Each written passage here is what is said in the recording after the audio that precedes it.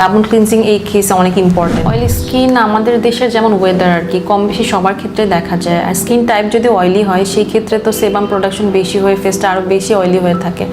So in that case আমাদেরকে কিছু daily skin care step follow করা, যেমন ফেসটাকে ভালোভাবে ক্লিন করা।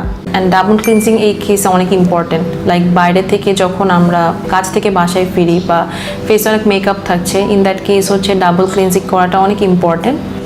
দেন প্রপারলি স্কিনটাকে বাসায় এক্সফোলিয়েট করার চেষ্টা করে স্কিন কেয়ার প্রোডাক্ট দিয়ে, বাট খুব বেশি না, উইকলি অ্যাটলিস্ট 2 বার আমাদের উচিত আর কি, কেমিক্যাল ইনগ্রিডিয়েন্ট হোক বা ন্যাচারাল ইনগ্রিডিয়েন্ট দিয়ে ফেসের ডেড স্কিন সেলগুলো এক্সফোলিয়েট করা। কোন ধরনের প্রোডাক্ট অ্যাকচুয়ালি অয়েলি স্কিনে বেশি সুইটেবল হবে? যদি কেমিক্যাল ইনগ্রিডিয়েন্টের মধ্যে যাই, অয়েলি স্কিনের জন্য স্যালিসাইলিক কন্টেনিং প্রোডাক্ট আমি বেশি সাজেস্ট করে থাকি। আর যদি ন্যাচারাল ইনগ্রিডিয়েন্টের কথা চিন্তা করি তাহলে ক্লিওলিন ক্লেজ একটা ইনগ্রিডিয়েন্ট আছে, এগুলো যে প্রোডাক্টগুলোর মধ্যে ইনকর্পোরেট থাকে, এগুলো যখন আমরা স্কিনে ইউজ করব ওরা ন্যাচারালি অয়েলটাকে অ্যাবজর্ব করতে হেল্প করে থাকে স্কিনে।